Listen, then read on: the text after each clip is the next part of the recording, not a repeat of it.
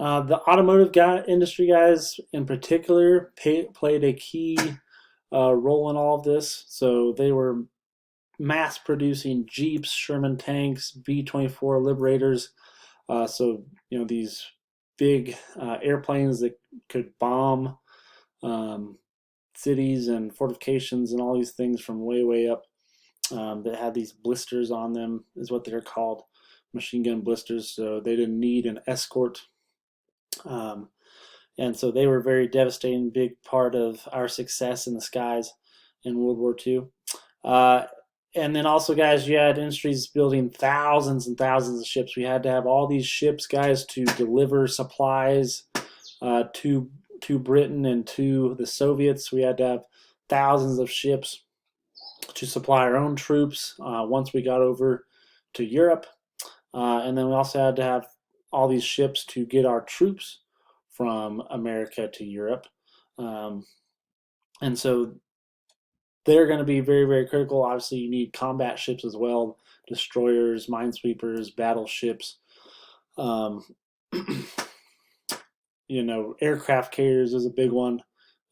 So those are going to be huge, especially in the Pacific, which it's very, very important. I failed to mention, guys, earlier with uh, the attack on Pearl Harbor. The key there, guys, the Japanese only got our battleships. The carriers were out at sea, and so they were not attacked. They were not sunk, and that's going to be very big for our success in the Pacific. And so our industry, guys, was so productive that when we started the process of building these ships, which many of them were called Liberty ships, this idea of they're going to bring liberty. They took about 244 days. Each one took about 244 days to produce. By the end of the war, we could produce one in 41 days.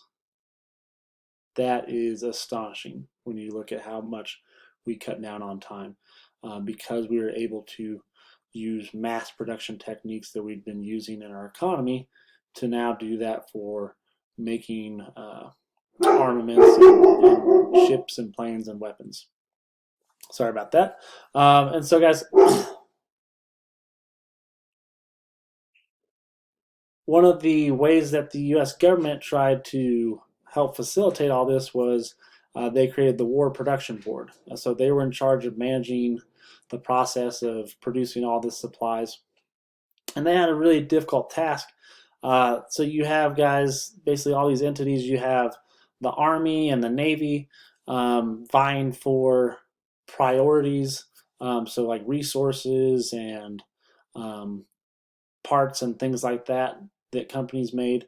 And then you also had the companies like Ford. They were a big automotive company that was saying, okay, we're going to convert this to making Jeeps and things like that, making these Liberators. Boeing, obviously, making all of these bombers and things like that as well. And so, in places like Wichita. And so that was quite a chore. And basically, what they would do is they say, okay, we're going to prioritize these items, and people would claim them using, okay, this is a AAA priority.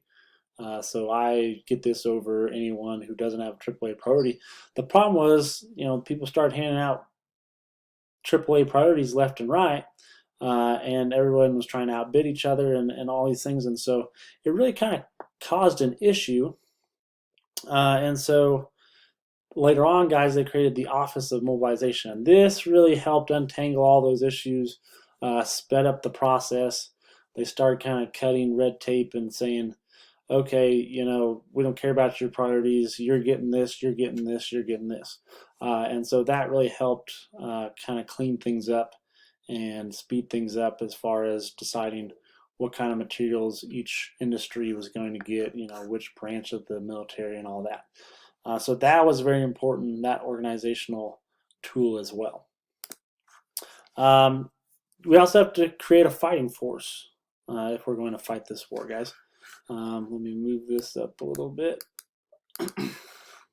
So with that being said, obviously, like I said, you had to build up your forces. We'd already started that process because of World War II, yes, we already decided we were going to institute the first ever in the United States peacetime draft. So even before we got in the war, we held a draft. It was a very narrow vote in Congress, but it did pass. And so we'd already started building up our forces, but it's still going to be a really uphill climb to prepare our military, guys. And so you had soldiers training with trucks that said tank on them. You had people instead of with rifles using broomsticks. So it was a sad state of affairs there for a while at first, trying to get our military personnel ready to go while we're waiting on these supplies to be produced. And so, guys, that's a problem. A lot of Americans are also going to volunteer to serve in the military, and it's going to really provide. This war is a lot of opportunity for people, similar to what we talked about with World War One, to fight and to work where they hadn't before. Okay, so this really opened the doors for minorities and women, especially. All right, so women, they got another opportunity to work in the factories like they had in World War One, replacing these men who are off to fight. Obviously, they could be nurses as well and take part and help in that way also. But this is where World War II differs from World War One. They also got to be part of the military, besides just being nurses. So you had what they called the Wasps, and so these were women that are trained to fly planes. And a big part of what they did was, instead of worrying about loading up a bunch of planes on a ship and having the Germans sink it across the Atlantic, you're much more likely to get it over to Britain or Europe by flying it over. And so they were trained to fly, and they were transporting all these planes over to Europe for us. So that was a big service as well, even though they weren't necessarily, you know, in as much danger as a typical combat situation. They were still putting their lives on the line and serving their country. African Americans, similarly to World War One, are going to have an opportunity to serve their country with distinction. They are still going to be segregated, so you had all black units. But yeah, they showed themselves to be very brave, um, and good soldiers. Famous example would be the Tuskegee Airmen, so the all black fighter squadron of fighter planes manned by African Americans. You guys might have seen a movie called Red Tails that kind of documents some of that.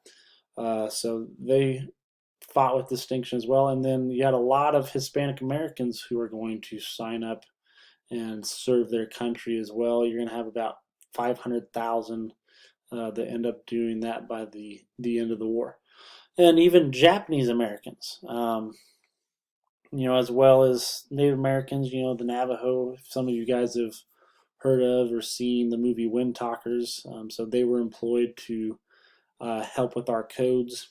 So when we're relaying things on the radio, you had to have everything coded so the enemy didn't intercept your radio channel and find out what you're doing, right? So they were incorporated into that. But the Japanese Americans, guys, they, especially on Hawaii, where all this had started, they wanted to fight for their country. They wanted to fight for Pearl Harbor just as bad as white Americans did. This was their country too. And so to kind of prove that, I've included a quote that, a young man who served, a Japanese American who served from Hawaii, stated that a lot of them, basically heard their fathers say when they're leaving for basic training, do your best for your country, die if you must, live if you can, but whatever you do, do not bring shame to your family, your country, the honor of your family comes first. Okay, so basically don't shame your country, don't shame your family. So this was a big deal to them, for sure. Okay, now, was this all perfect? We have all these groups that are able to take part and pitch in and support the war effort, and we all came together as a nation. But things were certainly not perfect, guys. You had Roosevelt sign the executive order that basically put Japanese in concentration camps, including in a camp not too far from us, not too far from um, Grenada, um, Colorado. And so you had that obviously as a stain on our history and very regrettable. And then you also had the Zoot Suit riots. Okay, so in 1940s Los Angeles, you have these young Mexican Americans that were wearing these Zoot suits, these big poofy suits. They're kind of like gangster suits from the 1920s. That was kind of the style that they had adopted. But the problem was these suits took up a lot of material that could have been used for uniforms for the military, used for parachutes for the military. And so a lot of American men changed the way they dressed. They had, much smaller suits, no vest, no cuffs, anything like that, much shorter suit jackets uh, to save those materials for the troops. And so obviously these kids weren't doing that. So there was this kind of bias building against them and some anger and resentment towards them that they weren't doing their part in that way. And then you had problems with crime, not just from Mexican Americans, but just young people in general. Juvenile crime in general went up in the United States because a lot of these people that were keeping them in line had left and were fighting a war. And now it's kind of, hey, you're on your own, figure things out. And people don't always make the best decisions when they're young. Um, I know I didn't. So, but anyway, guys, you end up having these riots of these sailors that were attacked by some kids wearing zoot suits, and so these military personnel in Los Angeles took it upon themselves to go to the Mexican American neighborhoods and just tore the place down. Were beating people up left and right. It was a bad situation, this Zoot Suit riot. So definitely things were not perfect, but overall, guys, we saw Americans come together, work for a common cause, and say, okay, we're going to get through this together. And I think that's definitely a lesson that's very relevant to us with what's going on right now with COVID-19 and everything we're experiencing. So I think we need to keep that in mind.